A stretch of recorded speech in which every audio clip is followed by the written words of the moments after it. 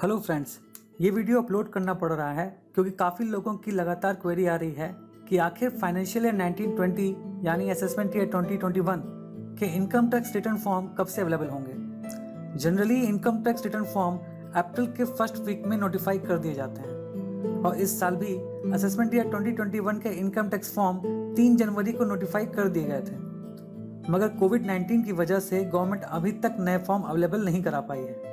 मगर इन्होंने एक प्रेस रिलीज निकाली थी 19 अप्रैल को, जिसमें उन्होंने क्लियर किया था कि वो कब तक नए फॉर्म अवेलेबल कराएंगे, जिसका टाइटल था CBDT revising return forms to enable tax payers avail benefit of timeline extension due to कोविड-19। जैसा आपको पता है, गवर्नमेंट ने रिटर्न फाइल करने की ड्यू डेट 30 जून तक बढ़ा दी थी।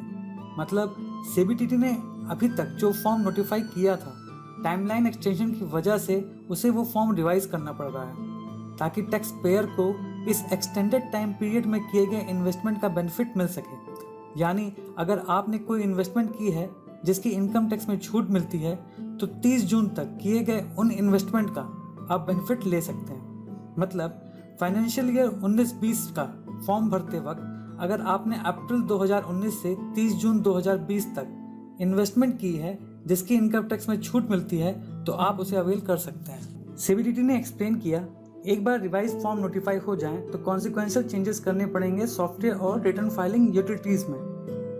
तो return filing utilities with necessary changes available हो जाएंगे 31 मई 2020 तक। यानी आपको असेसमेंट ईयर 2021 के फॉर्म 31 मई तक अवेलेबल हो जाएंगे।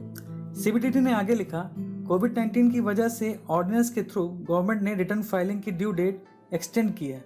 अकॉर्डिंगली इन्वेस्टमेंट करने के समय को भी 30 जून तक बढ़ा दिया गया है, जिससे अब आप सेक्शन 80C, 80D, 80G या कैपिटल गेन की सेक्शन 54 और 54GB इसकी छूट आप ले सकते हैं अगर आपने इनका इन्वेस्टमेंट 30 जून तक किया हुआ है। अभी रिसेंटली गवर्नमेंट ने असेसमेंट ईयर 2021 के रिटर्न फाइलिंग डेट को एक्सटेंड किया है 30 नवंबर 2020 तक और टैक्स ऑडिट की डेट को भी 30 अक्टूबर 2020 तक बढ़ा दिया है। यहाँ तक कि TDS और TCS डेट को भी नॉन सैलरीड स्पेसिफाइड अमाउंट के लिए 25% तक घटा दिया है, जिसका असर हमें rent, contract, professional fees, interest और ब्रोकरेज पर देखने को मिलेगा। इन नॉन सैलरीड पर्सन की TDS कम कटेगी और उनके हाथ में ज़्यादा पैसा आएगा। आप लोग रिटर्न फाइलिंग के पहले कुछ डॉक्यूमेंट रेडी कर लीजिए, जिसमें पहला है पैन कार्ड, फिर आधार कार्ड। अगर आधार कार्ड पर कोई मोबाइल नंबर लिंक नहीं है तो उस पर एक नया नंबर लिंक करा लीजिए। बैंक स्टेटमेंट 1 अप्रैल से 31 मार्च तक अवेलेबल करा लीजिए, क्योंकि इसके इंटरेस्ट का अमाउंट भी आपको रिटर्न के फाइलिंग में दिखाना पड़ता है। सेविंग और इन्वेस्टमेंट का प्रूफ अपने पास अवेलेबल करा लीजिए। सैलरीड पर्सन फॉर्म 16 अपने एम्प्लॉयर से कलेक्ट कर लें।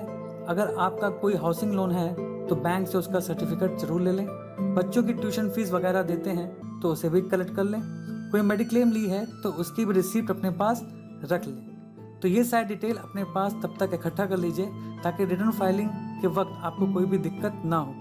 गलती करने से अच्छा है आप एक्सपर्ट एडवाइस ज़रूर लें। इसके लिए आप CA-rajanshukla.com पर जाकर इनकी पेड सर्विस ले सकते हैं। इस बार इनकम टैक्स रिटर्न 2 रिजाइम में फाइल होंगे, अंडर ओल्ड रिजाइम और अंडर न्यू रिजाइम, जिसका डिटेल डिस्कशन हम किसी और वीडियो में करेंगे।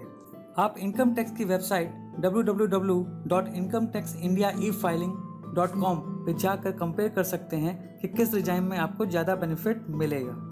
इसके लिए आप इनकम टैक्स की ऑफिशियल वेबसाइट पर जाकर टैक्स कैलकुलेटर पर क्लिक करेंगे, अपनी एज सेलेक्ट करेंगे, अपनी एनुअल एस्टिमेटेड इनकम डालेंगे, एग्जाम्पल 8 लाख, फिर अपनी इन्वेस्टमेंट अगर 80C वगैरह में आपने की है तो उसको डालेंगे, जैसे एग्जाम्पल में 1 लाख रुपए। कंपेयर पर क्लिक करेंगे तो आप देखेंगे ओल्ड रिजाइम में आपको टैक्स 54,600 रुपये बन रहा है, जबकि न्यू रिजाइम में आपका टैक्स पेबल 46,800 रुपये है।